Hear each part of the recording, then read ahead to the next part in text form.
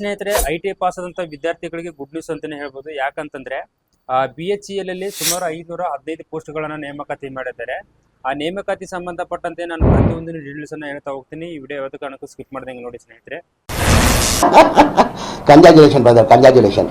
ಸ್ನೇಹಿತರೆ, ಐ.ಟಿ.ಐದಲ್ಲಿ fitter, ವೆಲ್ಡರು, ಟರ್ನರು, electrician ಮತ್ತು electrician mechanical ಅಂತ ಅಂದ್ಬಿಟ್ಟು ಸುಮಾರು 515 ಪೋಸ್ಟ್ಗಳನ್ನ ನೇಮಕಾತಿ ಮಾಡಿದ್ದಾರೆ.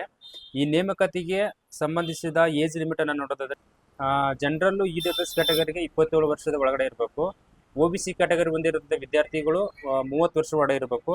ಹಾಗೇನೆ SC/ST ಕ್ಯಾಟಗರಿ ಹೊಂದಿರುವಂಥ ವಿದ್ಯಾರ್ಥಿಗಳು 32 ವರ್ಷ ಒಳಗೆ ಇರಬೇಕು.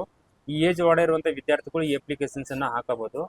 ಹಾಗೇನೆ ಸ್ಯಾಲ್ರಿ ವೇತನ ನಾನು ನೋಡೋದಾದ್ರೆ 29,500 ಹಿಡಿದು 65,000 ಒಳಗಡೆ ಸ್ಯಾಲ್ರಿ ಇರುತ್ತೆ. ಈ ಅಪ್ಲಿಕೇಶನ್ ಆಲ್ರೆಡಿ ಈಗ ಸ್ಟಾರ್ಟ್ ಆಗಿದೆ. ಇದು ಕೊನೆಯ ದಿನಾಂಕ ನಾನು ನೋಡೋದಾದ್ರೆ ಮುಂದಿನ ತಿಂಗಳು ಅಂದ್ರೆ 12/8/2025 ಈ ಅಪ್ಲಿಕೇಶನ್ಸ್ ಅನ್ನ ಕ್ಲೋಸ್ ಆಗುತ್ತೆ.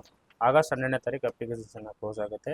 ಇದರ ಗೋರ್ಮೆಂಟ್ ಫೀಸ್ ಅನ್ನ ನೋಡೋದಾದ್ರೆ OBC EWS ಕ್ಯಾಟಗರಿಗೆ 1,072 ರೂಪಾಯಿ ಇದೆ ಮತ್ತು SC/ST ಕ್ಯಾಟಗರಿ ಹೊಂದಿರುತ್ತೆ ವಿದ್ಯಾರ್ಥಿಗಳಿಗೂ 472 ರೂಪಾಯಿ ಇದೆ. ಯಾರೆಲ್ಲ ಅಪ್ಲಿಕೇಶನ್ ಹಾಕೋರು ಇಚ್ಛಿಸಿದ್ದಲ್ಲಿ ಈ ಅಪ್ಲಿಕೇಶನ್ಸ್ ಅಂದ್ರೆ 12/8/2025 ಅಪ್ಲಿಕೇಶನ್ಸ್ ಅನ್ನ ಕ್ಲೋಸ್ ಆಗುತ್ತೆ. ಅದರೊಡನೆ ಅಪ್ಲಿಕೇಶನ್ಸ್ ಅನ್ನ ಹಾಕಬಹುದು.